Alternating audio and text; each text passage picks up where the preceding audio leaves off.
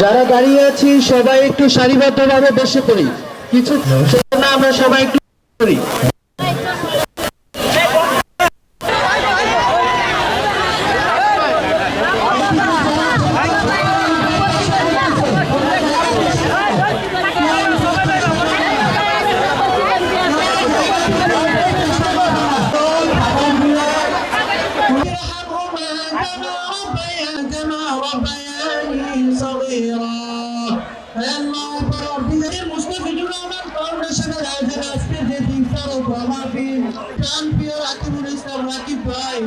আমাদের মাঝে আজকে বিএনপি নারায়ণগঞ্জ মহানগর যুবদল ছাত্রদল সকলে এখানে উপস্থিত আছে। আলমনের নেক মাকসাদ গুলোকে পূরণ করে দেওয়া আল্লাহ।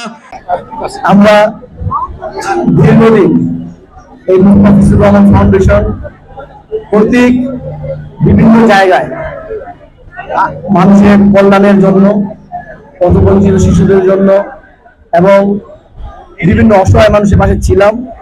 তো আমরা উদ্যোগ নিয়েছি মুস্তাফিজুর রহমান ফাউন্ডেশনের কর্তৃক নারায়ণগঞ্জ শহরের 27টি ওয়ার্ড এবং অত্র এলাকার যারা অসহায় এবং বঞ্চিত মানুষ আছেন তাদের পাশে থাকার জন্য আমরা সর্বদা নিজেদের কর্তব্য ব্যক্ত করছি। আমরা আশা করব মানুষের যদি কোনো রকম সমস্যা থাকে, যদি কোনো রকম মানুষ চিকিৎসা করতে না পারে, কারো ধরেন ঘরে রোজগার নাই, খাওয়া দাওয়ার সমস্যা, এরকম যাদেরই যে প্রবলেম আছে আপনারা আমাদের সাথে যোগাযোগ করবেন। আমরা সবসময় আপনাদের পাশে থাকার চেষ্টা করবো ইনশাআল্লাহ।